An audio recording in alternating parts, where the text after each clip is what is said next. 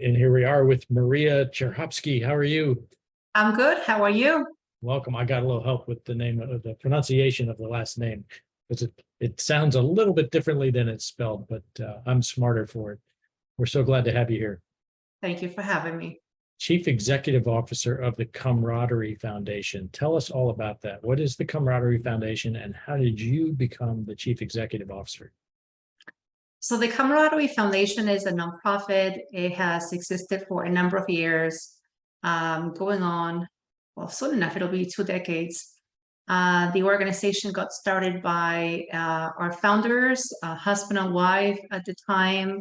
He was a uh, Army military, and with every deployment, they realized that there were challenges in the family dynamic and concerns with mental health and all of the challenges that most veterans tend to go through as part of their transition.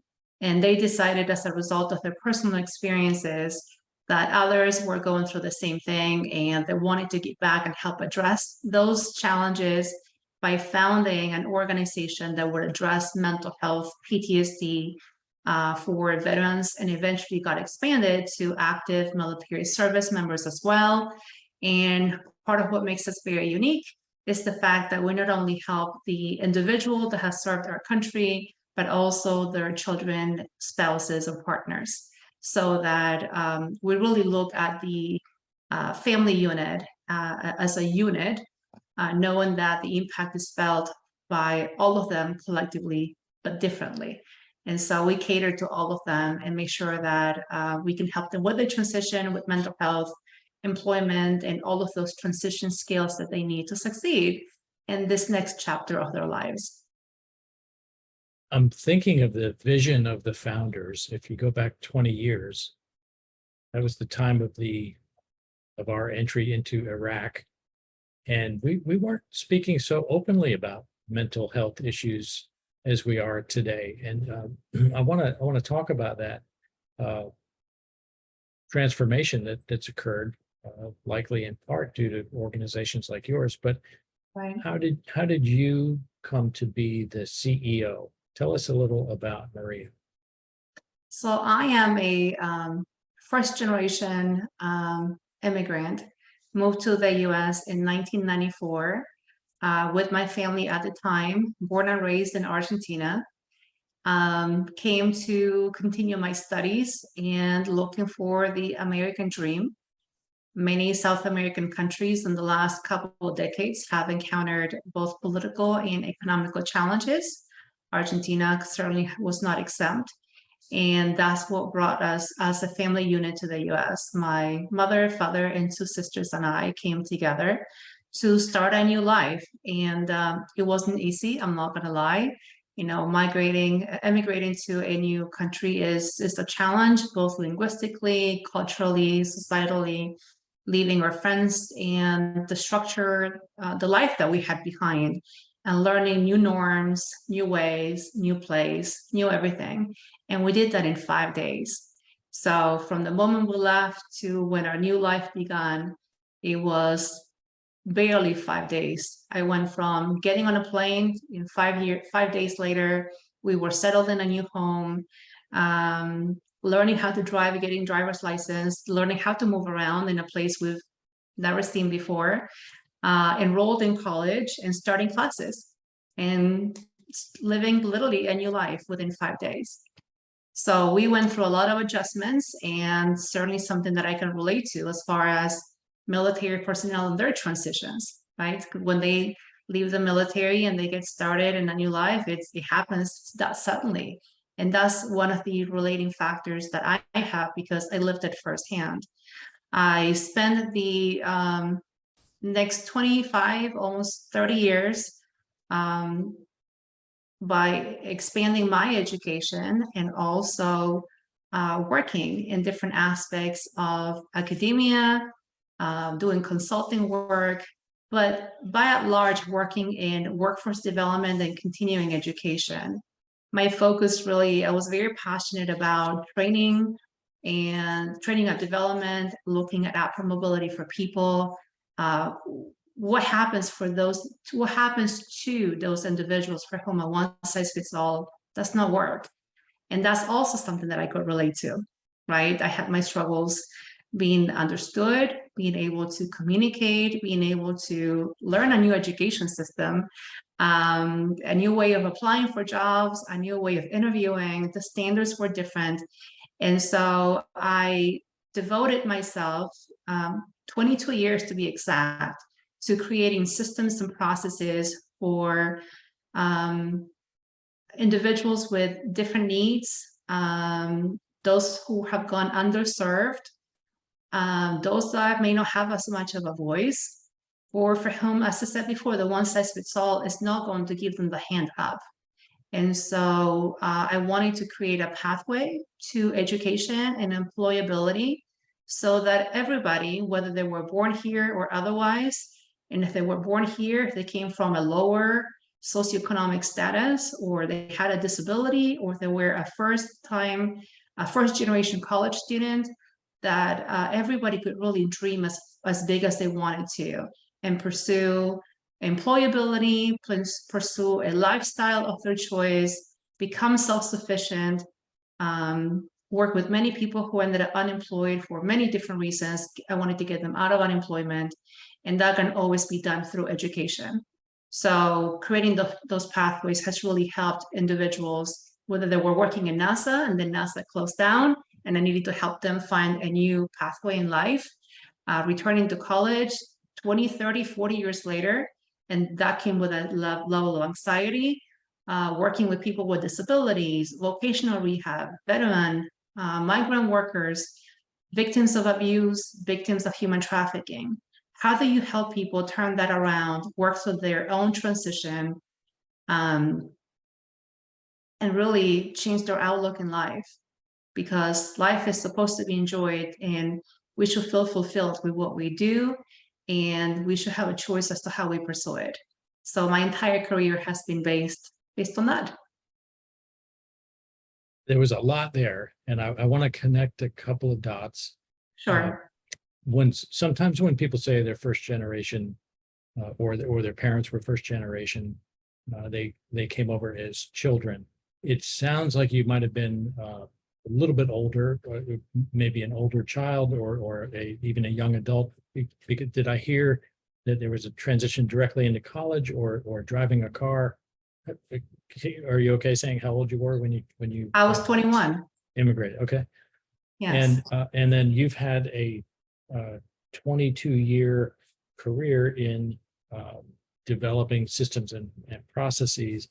And those haven't all been with Camaraderie Foundation, though, have they? No, those have been with universities, private, state, doing consultant work. I was the president of a few different nonprofits, some of which helped individuals that fall in the categories that I mentioned before, some of which focus exclusively on diversity and inclusion as its mission. And so it's been a combination. It really has been about workforce development for individuals with a broad range of needs, elevating what they can do about their lives and how they go about pursuing a different kind of life that could really afford them the opportunities, the successes, the livelihood and self-sufficiency that they were seeking, regardless of their background. And I did that by working once I left academia, although I taught classes for college for 10 years as well.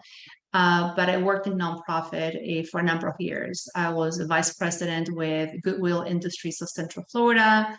I then became the president of the Central Florida Disability Chamber of Commerce. I was the president of the Florida Diversity Council, the COO of the Coalition for the Homeless, executive director of a national nonprofit for a specific disability called arthrogryposis multiplex congenita, and now the CEO of Camaraderie Foundation. That's what I wanted to get to, was that there's a consistent pattern of assuming leadership positions in some of these organizations. Where does that come from? It comes from personal experiences of wanting to make a change, wanting to see opportunities that I didn't feel I was always afforded, that I had to fight to get to where I am. Not physically, obviously, but learn to advocate. I never knew what advocacy meant. It's not something that is taught, it's not something that is spoken of. But when you see an injustice in the making, or you feel as though, or I have felt, not being given an opportunity because of the fact that I'm Hispanic, or I'm a female, or I was young, or I have an accent, or whatever the other reason may be, it sort of turns something, it turns on a switch inside of you where you either become complacent and let things be, or you're willing to fight against that. And by fighting, I mean, yes, you can have the advocacy of the ones that get at the stairs of Congress and will pick it and have the signs, or otherwise. I'm the quieter type of the advocacy where I use logic and reason, persuasive speaking, and facts to demonstrate the value proposition by which employers can really augment their workforce by merely providing opportunities and accessibility to individuals from different backgrounds, and that can really, and how that can really transform their market share, how they conduct business, by becoming a mirror image of the society that they serve. And so my role has been a duality, working with employers to look at what does inclusion mean from an employer's perspective, how do you go about it, how do you implement it, how do you measure it, and what is the value and the ROI of that? And there's a lot of value in ROI we can speak of. And then on the individual side, how do I prepare individuals and help them be equipped with the tools and the resources for upward mobility, and be ready for the call from those employers, be able to interview and be competitive in that process to secure those jobs. And that's the twofold approach that I have utilized to create that pathway that I was speaking of before. Those were the things that I did not feel I had the support, and I had to carve that path for myself. And I have vowed to help do that for others, because I'm also a mother of 2 teenagers. And so I said before, you make a choice. You either settle on what society, where society stands, or you can be part of the change. And I had it in me to be part of the change. I don't want to be complacent, and I didn't want to just complain about it. I wanted to make a difference, because right behind me, there were many more people following with the same challenges. And I wanted to make that pathway a little easier for them. You're a recognized powerhouse in Central Florida. Did Camaraderie Foundation come find you, or did you find them? How did that opportunity come about? They came to find me. They knew about you. They knew about me through different roles, different engagements. In a way, it feels like coming home. I have worked with many of the DoD employers throughout the years. I have had the privilege of engaging with many of the companies that are represented on our board and the companies that we serve. I've worked on ITSEC, which is an international conference on modeling and simulation. I have been part of their executive committee for 10 years. And so I have been in this space, and I'm proud of the work that we have done and how we have advanced the visibility and the efforts and the education of everybody involved. And so it was somewhat of a welcome back home kind of approach. I didn't really know many individuals other than 2 within the board, which is a very large board. We have 40 board members and 10 ambassadors, so that's quite the size. I only really knew 2 people in there. However, it's a space, it's a community that I have worked with in the past throughout the years, with whom I can relate, I can work very well with, and I know what this team is capable of. And so both in terms of staff and the board, it was very exciting to be called upon to consider this opportunity, knowing that my background aligned so well with what they needed, both in terms of leadership, transformation, a shift in strategy, funding opportunities that we want to pursue, and the alignment with diversity and inclusion, considering that we are helping people who are, our mission states it, right? We're helping people with mental health challenges and transitions and PTSD, which fits within the definition of diversity and inclusion. And the focus that we have for them is to help them with this transition, upward mobility, and a greater outlook in life. And by doing so, we're saving lives, because if there's one thing that we want to try and avoid is suicide. The nature of the work is so compelling. Maria, how do you measure how you're doing, or how Camaraderie Foundation is doing? Are there actual metrics? You mentioned ROI in a related sense, but how do you know that you're accomplishing your mission? That's a great question, because when it comes to metrics, there's so many different ways that we can speak of numbers, right? I personally love numbers because they tell a story, and it doesn't get much more compelling than that. As long as people know how to understand and read the numbers and what the numbers are telling us. And that's something that is a skill that I have honed in throughout the years, and that I'm proud of, because I'm able to look at these metrics and really help tell a story. Excuse me.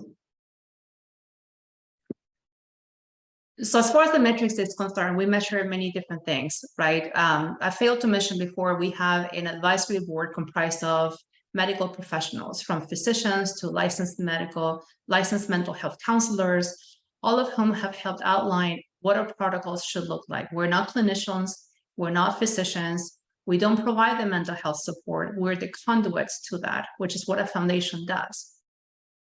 So we have a network of over 600 mental health counselors throughout the US. We help with the intake process, creating the awareness, we triage, and we follow the protocols that have been put in place by our professional team, the medical advisory board, who have helped us keep up to date on all of the treatments and the approaches to addressing mental health. Based on that, we then secure contracts with the multiple mental health providers, not just in Central Florida, but across the entire US, which has allowed us to meet some of the metrics that I will share in a second. So we, on the average, support roughly between 400 and 500 people every single year. So that is one metric, right? The number of people. But the most interesting metrics is really what falls behind that. We support anywhere between 6 and 12 sessions of mental health counseling for each person that we serve. And that's just on the mental health side. We have many other programs that all together help this individual with transition and approach life differently from when they first came to us. So some of them may go directly into employment, some of them may be looking for a support system, some may be looking for transition services, and some really are in need of mental health. So on the mental health side alone, over 500 people every single year, and we have scaled those numbers significantly. This year we have grown every month over month, 100%. So certainly the need is much greater than anybody anticipated and what we would have been able to forecast. Now, I mentioned that we offer anywhere between 6 and 12 sessions. We offer every individual who is approved, and approval is not based on us wanting to help them or not. Approval is based on they complete the intake process. We have roughly a 25% attrition rate. That's because some people may come to us because they were told to, we were recommended. We have grown mostly through word of mouth, but that doesn't mean that everybody who makes the call is ready to face their situation. We all want resolution, but we may not be prepared to endure what that process looks like. It's a very personal process, very lonely process, and very vulnerable. So for people who have been in the military, who have been trained and taught to keep it in, squish it down, don't feel, and don't share, otherwise your objectivity, ability to react, and lead may come into question. Now we're asking them to take all of those feelings that have been inside and just bubbling up and bring them out.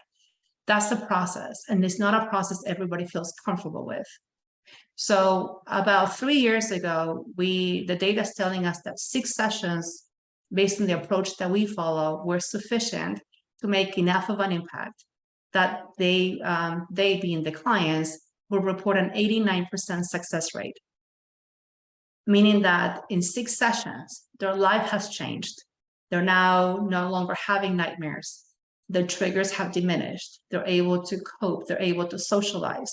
They're able to envision a future. They're ready and willing to pursue employment. They're able to engage with their families and reconnect with people. That is a significant difference in just 6 sessions, and we're extremely proud of that.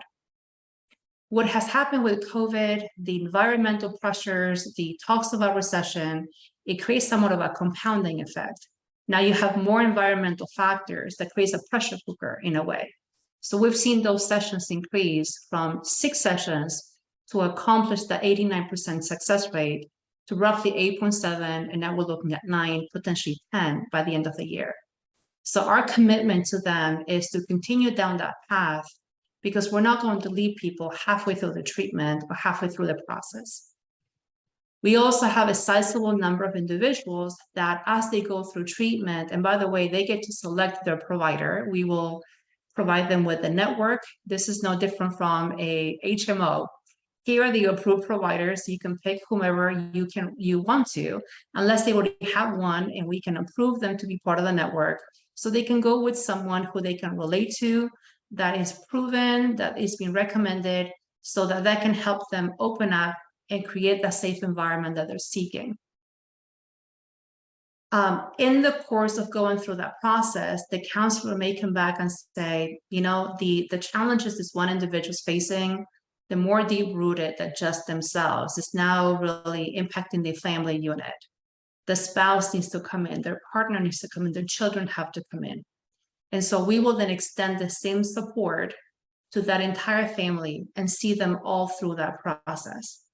We have also been able to accomplish an 80 to 90% success rate with those individuals, because of the fact that we're sponsoring the entire family.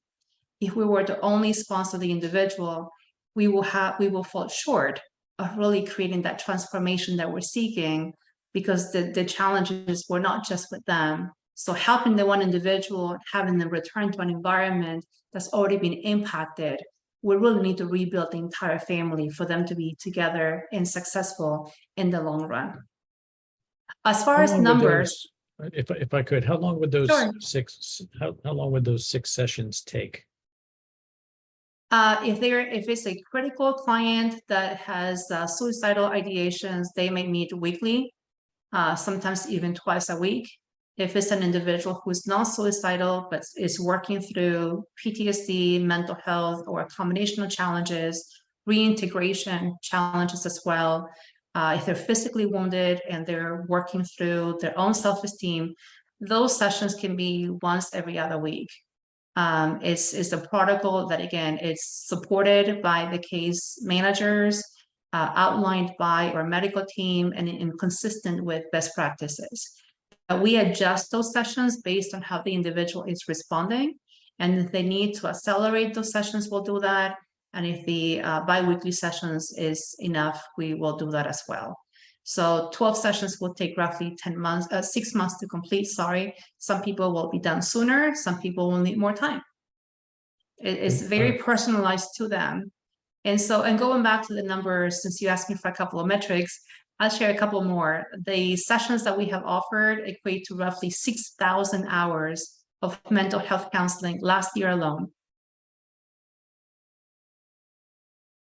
We're going to have some show notes that offer people a way to connect more directly with the Camaraderie Foundation. We would love to. For those who want to help or participate in some way, or get better connected to this community that is in need, but that others may have either the means or the capacity to help, how would they do that? If it's someone looking for help, they can call our offices, they can go online, they can fill out the intake forms and submit them. Again, everybody has a preferred approach. Some people want to call us and tell us their life story, and we are ready, prepared, and equipped to do so.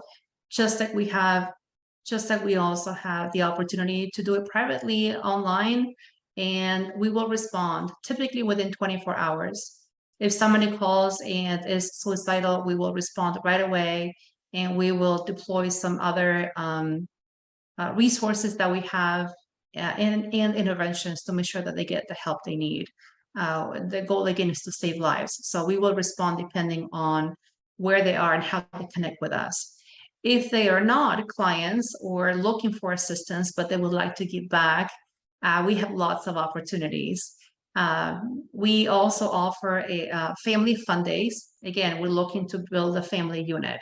So we sponsor activities, events, theme parks, theater outings. The zoo is coming up, the aquarium in Tampa, whereby the family can get away from the house and the stressors and remember what it used to look like to have fun as a family unit. We want people to remove themselves from an environment where they're isolated and reintegrate them into the world. So we offer a lot of those. One of the secondary reasons for those events is to build an informal support system. Most of those individuals have either gone through the process, they need the help, but they're not ready to take the next step, or they know someone who does. So we are expanding their support system and someone they can call upon beyond us. So that's a great opportunity. We always take sponsorships or suggestions on venues. We take donations to help with those. We offer them every single month. In addition to that, for those who are looking for employment, we love to connect with employers who may want to hire some of the veterans that we work with, and there's lots of those. We offer a mentor leadership program that allows us to engage the community by having mentors and mentees. The mentees are mostly some of our clients, whether they have come through counseling and they're ready for the next step, or they're veterans simply looking for transition and an opportunity for work. The mentors are either people who have gone through the process and now successfully employed, gainfully employed, or organizations who will want to speak on a certain topic, whether it is resiliency and the transition and the sense of identity loss that tends to happen when they leave the military with a given rank and realizing that that rank is not going to get them the top job at a company because it's not the same equivalent. They need to rebuild their career in some ways. They're not going to start from the bottom, but they're not going to go straight to the top. And that is sometimes a challenging discussion to have. How to translate their experience, how to convey what they have done, what's the value proposition for the employer, how to network outside the military and look at industries from a different perspective and not just DoD, to broaden their horizon. So there's an 8-month program that we go through. We have one coming up in Orlando. We have one coming up in Tampa as well. And for those, again, we always looking for sponsors and employers to become involved. And individuals who may want to volunteer. We just had a phenomenal race. We have a rucksack race in Tampa. We have one in Orlando. I gotta tell you, picking up those backpacks, it was painful. A couple of them said, "Want to try it?" I thought I was gonna rip my arm out. They were 35 to 50 pounds and they were heavy. And those people, they were running and quite successfully doing so in honor, most of them in honor of someone else. So it was a beautiful thing to see. If you have a chance to look at our Facebook or LinkedIn, we have our photos in there. And it was a great way to connect with people and with the community. So anybody who wants to connect with us, they can reach out to us. We're never short of opportunities to connect them with our clients, connect them with our mission, and the community at large. So we welcome everybody and anybody who wants to be part of the family. Maria, we will have links and opportunity listed in the show notes. Thank you for your participation here today, and congratulations on your success and that of Camaraderie Foundation. Yeah, great to have you. Thank you so much.